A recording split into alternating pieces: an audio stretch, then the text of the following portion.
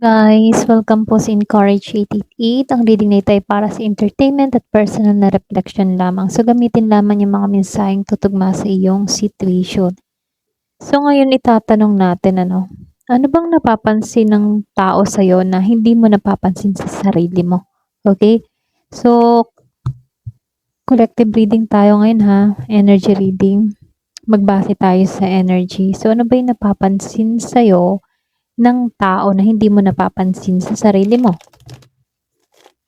Give me the message. Ano ba yung napapansin sa'yo ng tao na hindi mo naman napapansin sa sarili mo?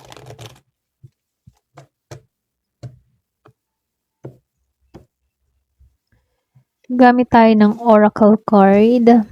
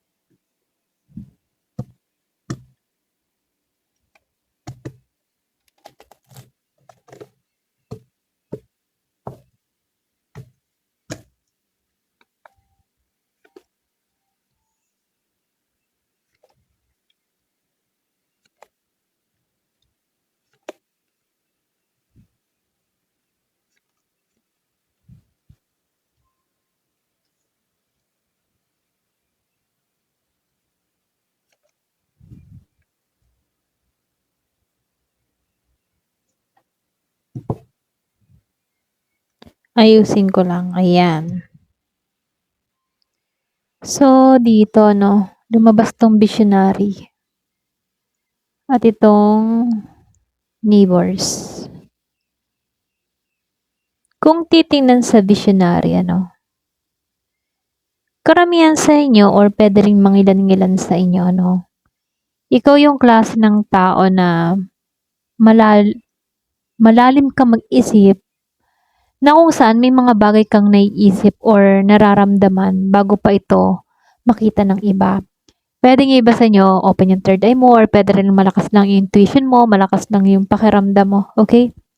Kumbaga, minsan, akala mo, normal lang yung intuition mo, pero sa paningin ng iba, parang may sarili kang radar dito. Hindi ka basta tumitingin sa kung ano ang nasa harapan mo. Kumbaga ikaw, iniisip mo kung saan ba hantong ang lahat. Okay? So, nakikitaan ko din dito, para bang meron ditong nakakapansin, nakakapuna, lalo-lalo na sa mga tao na nasa paligid mo, na kung saan merong pagbabago na nangyayari sa'yo. Okay? Kahit hindi mo man to sabihin, may aura ka dito na parang nagsasabing, may pinagdadaanan ako, pero alam mo yun, hindi ko kailangang ipakita. Ganon. Meron kang pinagdadaanan, pero hindi mo kailangang ipakita. So, may mga taong tahimik na nag-observe sa'yo. Kumbaga, mas aware sila sa pagbabago ng energy mo kaysa sa iniisip mo. Okay?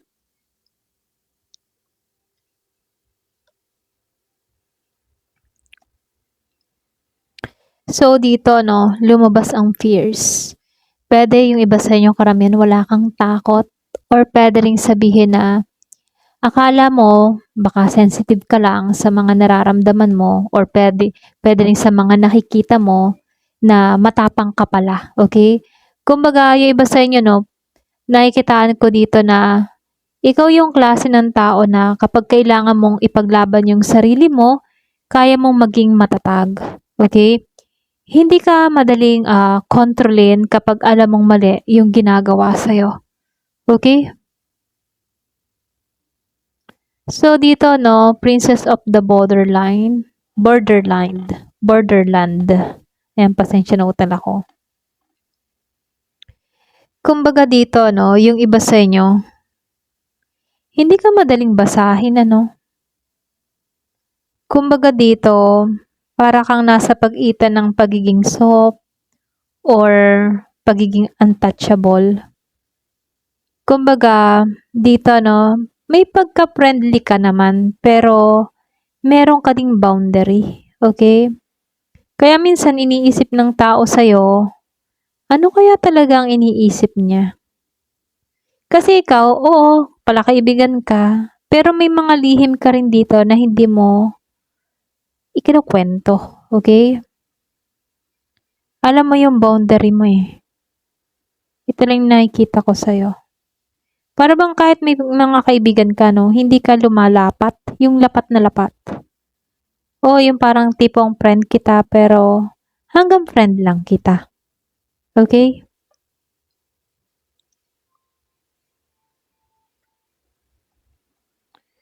So dito, no, lumabas itong friendship and duality.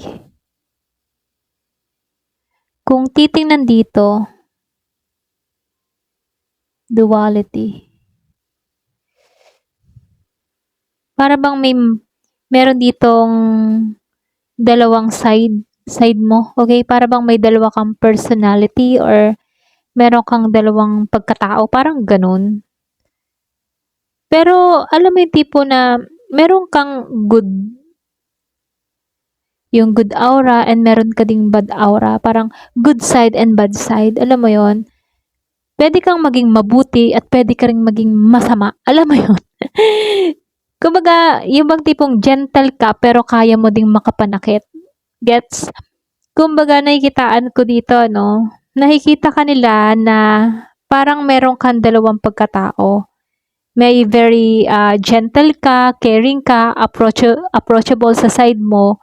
Pero meron ka ding inside na, meron ka ding isang side na tahimik ka, observant ka, or pwede rin biglaan kang lalayo, kaya mong lumayo, na hindi ka madaling hulaan. Gets? Kumbaga, nafe-feel ko dito, pwede kang lapitan, pero pwede ka ring layuan, or pwede ring, pwede kang lumapit sa tao, pwede ka ding lumayo. Okay? Yun yung nakikita ko. Pwede kang maging sweet, then pwede ka ring maging cold. Ganon. Depende siguro sa taong nakakasalamuha mo kung ano yung ipapakita mong ugali sa kanila. Okay? Ayan, nahulog. So, ikaw, pag nagkaroon ka ng kaibigan, tapat ka, no? Kumbaga, seryoso ka, loyal ka. Kapag tinuring mo kasi yung kaibigan, yung isang tao, hindi ka basta-basta, okay? Pero kapag nasira yung trust, hindi mo rin madaling ibalik sa dati. Alam mo yon? Kumbaga, kapag nagkaroon ka ng matalik na kaibigan, talagang stick ka dun sa kaibigan mong yon, ipaglalaban mo talaga yon. Pero pag dumating sa point na parang nabitray ka ng taong iyo, bigla ka din naglalaho. Kaya dito, no, sa duality, meron kang ganong personalidad na kaya kang lapitan, kaya ka ding lumayo. Kaya mong lumapit, kaya mo ding lumayo. Parang ganon. Okay? Kaya mo maging sweet, kaya mo rin maging cold, ganyan. Ganon yung personality mo. Okay? Para bang bihira ka bilang isang kaibigan. Hindi ka, pwede nga iba sa inyo mapili ka din sa kaibigan na pagkakatiwalaan mo. Ganon.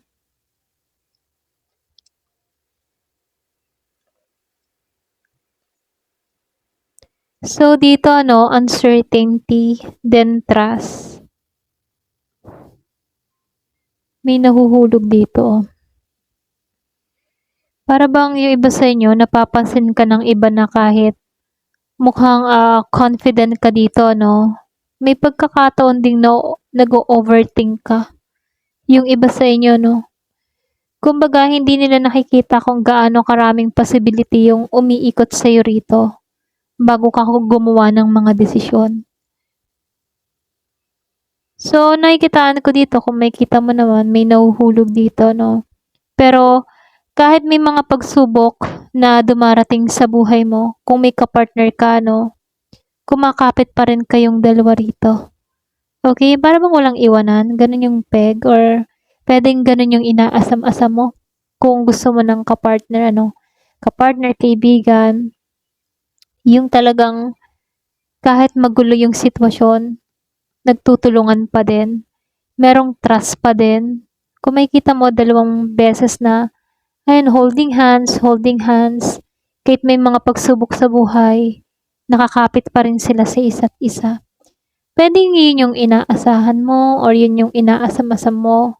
Kasi lumalabas din dito, mukhang meron ditong taong hindi basta nagbibigay ng buong tiwala. Puwedeng ikaw, kapag ikaw ay, yung bang tipo na kapag halimbawa, 'pag ikaw ay biglang nakilala, hindi ka, nagbibigay agad ng tiwala hangga't hindi mo nakikilala yung tao ng lubusan.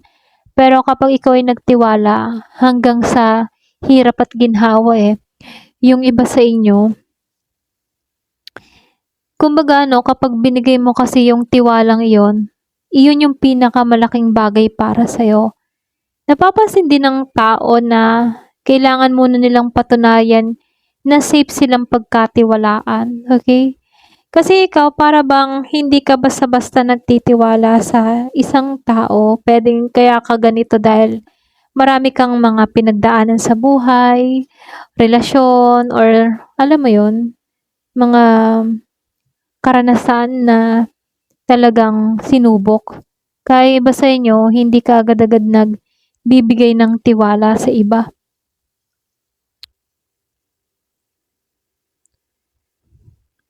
Meron akong nakitang yung iba sa inyo, marunong ka ng bumitaw dito. Kumbaga may pagbabago sa'yo na maaaring hindi mo lang fully napapansin, Pero dati kasi, kailangan mo pang magkaroon ng explanation o closure, pero ngayon, okay ka na okay ka na ngayon. Parang okay ka na mag-let go, okay? So, dito sa artist, pwedeng yung iba sa inyo meron kang creative side, may sarili kang style, or sabihin natin na hindi mo kailangang gayahin yung iba para mapansin lang. Kapag meron ka kasing ginawa, gusto mo talaga. Lumalabas dito yung personality mo na very creative, okay? May kakayahan ka mag-create para sa sarili mo.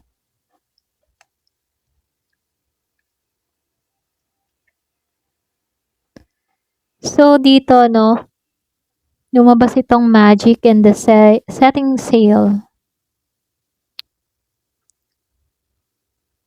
Yung iba sa inyo may pagka-mysterious ka, charming, mysterious yung charm mo, ganon. Hindi man sa physical, parang may something sa'yo na may hiwaga. Alam mo yon, may energy ka na ganon. May mga taong hindi nila ma-explain kung bakit interesting kang panoorin or interesting kang pagmasdan. Para bang may something sa'yo na hindi nila ma-put into word. Alam mo yon? Kumbaga may pagka-magical lang yung aura mo. Napapansin din nila hindi ka permanenteng nakatigil sa isang chapter. Kumbaga kahit may mga bagay kang pinanghahawakan dati, may part sa'yo na gusto mo ding umalis.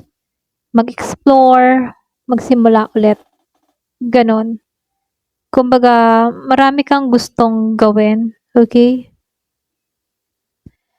So, dito, nakikitaan ko dito yung patience. Just a few more months, good things come to those who wait.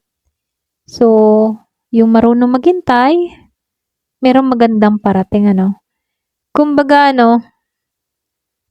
yung iba kasi sa inyo, pwedeng yung patient dito, nangangahulugan na parang pakaramdam mo ang bagal-bagal ng progress mo, no? Pero sa paningin naman ng ibang tao, patient ka pala, okay? Marunong ka maghintay ng tamang timing. Hindi kasi lahat ng bagay pinipilit mo. Kung kailangan maghintay, go. Ganun ka. Hindi mo kailangang pilitin yung mga bagay-bagay para makamit agad-agaran, okay? Marunong ka maghintay dito. So, lumabas si narcissist. So, someone is too full of themselves. Hindi naman ibig sabihin, narcissist ka or something na Kasi lumabas ang narcissist ano. So, sa reading na 'to, mas mukhang napapansin ng iba na masyado ka lang na puwedeng kinokontrol mo yung image mo or kung paano mo pinakikita yung sarili mo sa ibang tao, 'no? May tendency kasi din 'to ng yung bang tipo na self-critical, okay? Minsan masyado mong iniisip kung ano ba yung impression ng ibang tao sa'yo. Kasi kung makikita mo dito yung mirror ano, parang reflection. So, ika nga, gusto mong ipakita kung ano yung magiging magandang imahe mo sa ibang tao. So, nakikitaan ko rin dito itong no, it's not time. It's not the right time. Kung mapapansin ano, ikaw yung klase ng tao na marunong ka mag-no, marunong ka magsabi na hindi. At ito yung bagay na baka hindi mo napapansin. Mas malakas na yung boundaries mo kaysa dati. Hindi ka na basta pumapayag lamang pag, alam mo yon, hindi ka basta pumapayag para lang sa walang conflict, mga ganon. Kumbaga ikaw dito, halimbawa, meron tao dito na humihingi ng request sa'yo, pero pakaramdam mo hindi makakabuti sa'yo, okay? Nagsasalita ka ng hindi. Ayoko. Ganon. Kasi alam mo sa sarili mong hindi makakabuti yun sa'yo, kaya marunong ka namang humindi. Maybe yung iba sa inyo before, ano, oo lang ng oo kahit labag sa loob. Alam mo yun? So ngayon, para bang natuto ka dito na kailangang humindi para hindi ako abusuhin ng ibang tao. Ganon. So dito, ano, sa challenge, make a decision, work on inner healing. Pwede nga iba sa inyo, no, sa challenge, meron kang mga dinesisyon na ginawa sa sarili mo na kung saan ikaw mismo nag-challenge sa sarili mo na kailangan ko maghilom. Okay? Para bang gumaling ka. Okay? Gumaling ka, lalo-lalo na tong sa pagharap mo sa challenge na to. Kapag may nagsasabing mahirap, instead na umatras ka, may part sa'yo nagsasabi, sige, tingnan natin. Okay? Sige, kayanin natin. Sige, subukan natin. Kumbaga, mismo ikaw yung nag-challenge sa sarili mo. Okay? Meron dito, get ready to be wine and dine. Para tong ano para siyang romantic. Okay? Pwede yung iba sa inyo, nakikita ka ng ibang tao na meron kang romantic side or hindi mo lang ipinapakita. Okay? Kahit independent kang tao, may part sa'yo na gusto mo rin maging genuine pagdating sa connection or maging sa attention at quality time, ano. Hindi man halata na may pagka-romantic ka, pero deep inside, ano, meron kang ganong aura.